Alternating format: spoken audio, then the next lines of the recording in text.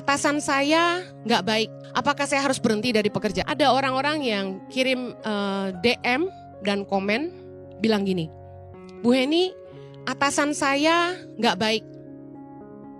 Apakah saya harus berhenti dari pekerjaan? Juga ada yang bilang gini, Bu Heni, teman-teman kerja saya tuh nggak baik, toksik. Apakah saya harus resign? Apakah saya harus berhenti kerja? Ada beberapa yang tanya gitu. Saya jawab, dalam menghadapi masalah kita nggak boleh gegabah. Katakan jangan gegabah. Keputusan kita nggak boleh sampai merugikan diri kita sendiri. Amen. Apalagi khususnya bagi Anda pencari nafkah utama dalam keluarga. Jangan gegabah.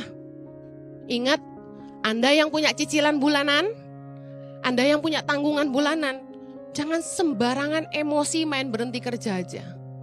Sabar dan minta hikmat Tuhan. Yesus berkata dalam Lukas 6, kita balik ke firman Tuhan yang jadi pegangan kita. Ayat 27. Tetapi kepada kamu yang mendengarkan aku berkata, kasihilah musuhmu. Berbuatlah baik kepada orang yang membenci kamu. Mintalah berkat bagi orang yang mengutuk kamu. Berdoalah bagi orang yang mencaci kamu.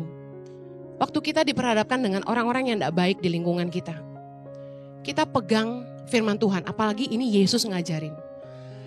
Banyak orang yang setelah saya khotbah itu respon gini, Bu Heni khotbah gampang, ngelakuinnya susah.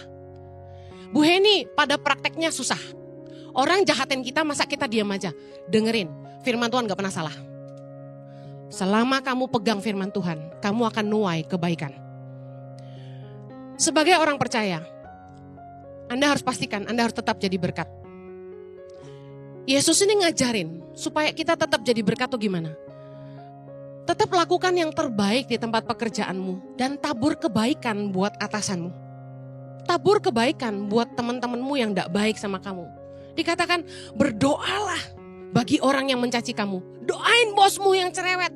Doain atasanmu yang suka menekan. Doain temanmu. Kita itu nggak usah balas orang dengan jahat. Misalnya pura-pura baik sama bos bikinin kopi terus Anda racunin. Ya jangan. Ciloko.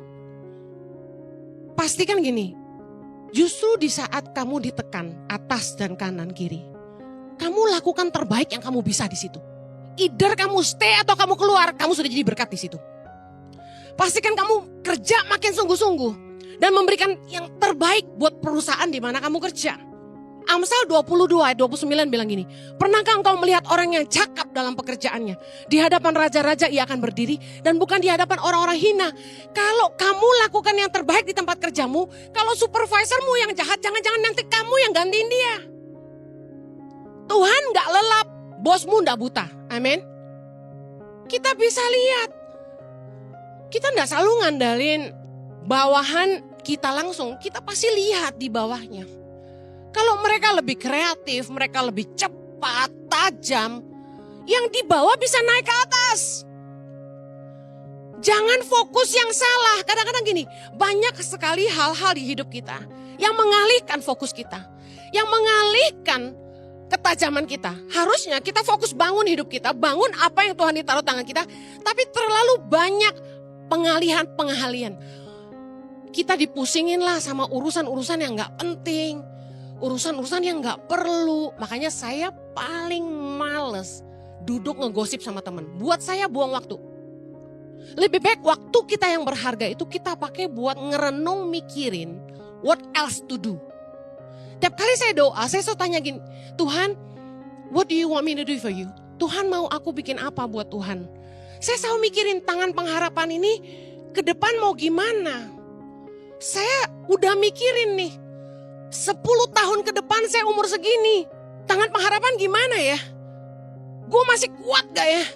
Saya udah mikirin jauh ke depan. Saya gak punya waktu buat ngebahas suami orang itu ganti istri berapa kali.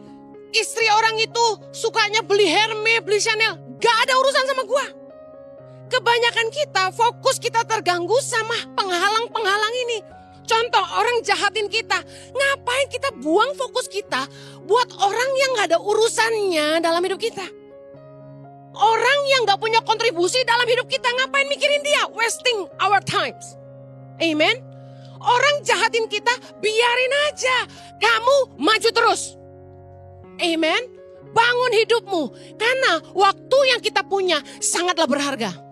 Waktu kita terbatas. Umur kita habis, waktu kita habis, tenaga habis, duit habis.